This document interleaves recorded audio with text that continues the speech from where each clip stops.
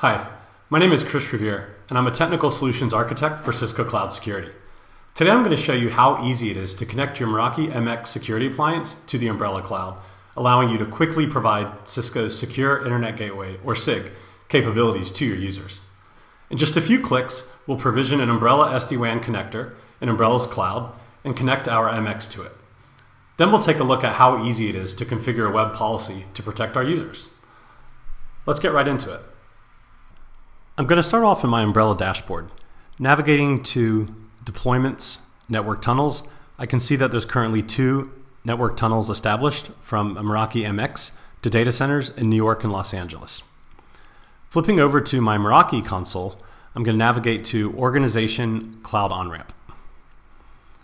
This is where I have the ability to link my Meraki and Umbrella organizations simply by adding in my management API keys, which I've already done. You can see I already have a deployment connecting New York and Los Angeles. I'm going to simply create another one to connect my MX in London. I click Deploy, I enter in a name for my Umbrella SD-WAN connector, and I now specify the data centers which I'd like to deploy this to. I'm going to choose London and Paris since those are closest to my MX in London, and click Continue. And that's really it. From the Meraki side, in just one click, I'm now starting a deployment of an Umbrella SD-WAN connector into some data centers in Europe, and this is going to allow me to extend my SD-WAN fabric from my MXs globally and connect them to the Umbrella cloud, thus unlocking some of the SIG functionality. As we can see, that's already done, and I can navigate to Deployments, and we can see the status of the SASE connector connecting London and Paris. The next step is to actually connect my MX to those newly spun up connectors. To do that, I navigate to Security and SD-WAN, Site-to-Site VPN.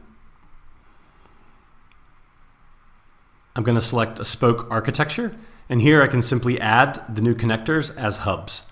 So I'm going to choose my primary as London and my secondary as Paris, and click Save.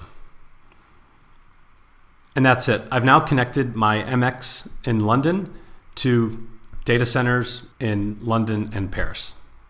Let's flip back over to the Umbrella interface, and we can see that the network tunnels, I now have 2 additional tunnels connecting to data centers in London and Paris. Let's take a look at some policies which I've configured. Starting with a data loss prevention policy. This is a policy I've created to protect customer credit card numbers from being exposed on the internet, and I've basically set it up as a financial category to protect credit card numbers. There's a number of out-of-the-box policies which you can use, whether that be social security numbers, healthcare records, financial information, personal information, etc. Let's also look at a web policy which I've configured for my knowledge workers. Expanding this policy, I can see first and foremost that the policy is applied against an identity, and that identity consists of all of my network tunnels. Drilling into this, I can see that that's protecting all of my tunnels from my MXs to the various data centers, including the new tunnels to London and Paris, which we've started configuring. Some additional options I have from the policy here are the ability to completely customize the block page, that is the web page that the user is going to see when content's blocked. I've also enabled some file analysis. This means that every file being downloaded through the tunnels will actually be inspected via virus scanners in the cloud, as well as Cisco's global AMP file hash database, and files that are unknown can be sent to our threat grid for additional analysis. Additionally, I can configure file type controls. In this case, I'm only blocking a few different files. Specifically, I'm blocking ISO images from being downloaded, as well as some system-related files, including SCR files. HTTPS inspection has been enabled. Note that in order for HTTPS inspection to work, this will require the Umbrella root certificate to be deployed across your clients. I've also configured some security settings. So we're going to be protecting our users from downloading malware, command and control, various phishing sites. We can also see some additional functionality that's been enabled in this policy, including a policy to warn my users from going against time wasters.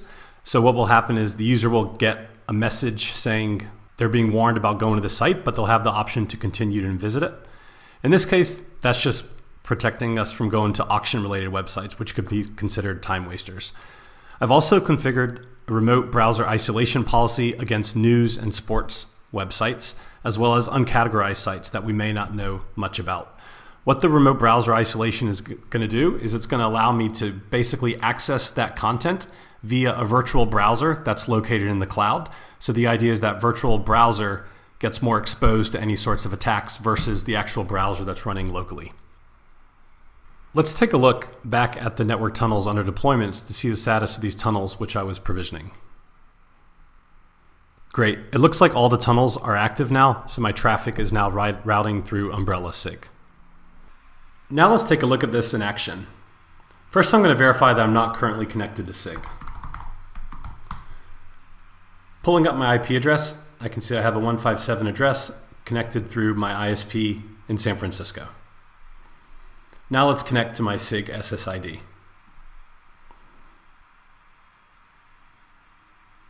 Great, I'm connected. I'm going to refresh this page. And you can now see that my traffic's being routed through our Los Angeles data center with a 146 IP address. Let's see if I can download the latest Ubuntu image.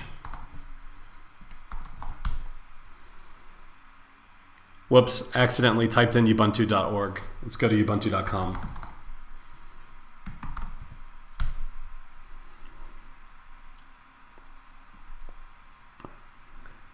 Now, if you remember, we configured a policy to block ISO images. So as I try to access the latest download, it should automatically block it. And there we go. The file has been blocked due to file type policy ISO. You can also see the experience that the user sees is customized. In this case, I have a little character with a thumbs down telling me about this policy. Let's try taking some credit card numbers and putting them in pastebin.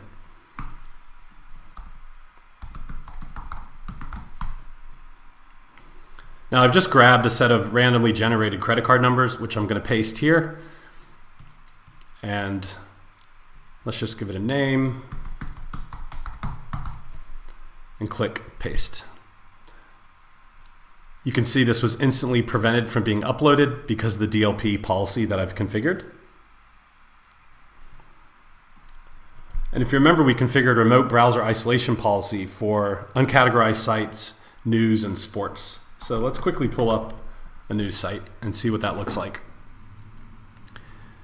Going to BBC, we can see the page loads completely as expected, but in the very bottom right, you'll actually see there's a little banner telling me that the page is isolated.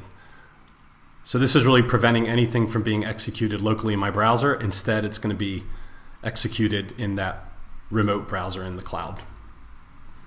And finally, let's demonstrate the time wasters that we were talking about. I'm going to see if I can go to Craigslist. You'll see that I'm taken to a warning page telling me that this may not conform to my organization's acceptable use policy, but I do have the option to continue and actually go to Craigslist. And I can access the site fine, and all this information has been logged. Finally, let's see what some of this information looks like in the Umbrella dashboard. Navigating to Reporting Activity Search, I have the ability to quickly sort through any of this information which we've been logging. Let's start by looking at the pages where we warned the user. Filtering this, I can quickly see the user's attempts to access Craigslist.org and that those were in fact allowed. Next, let's look at pages which were isolated. Here we can see the requests to bbc.com were allowed and in fact isolated, and this was due to the category of news and media, which we configured in our policy. Let's look at some pages which were actually blocked. Filtering this activity, we see a number of requests which were blocked, with the most recent being pastebin.com.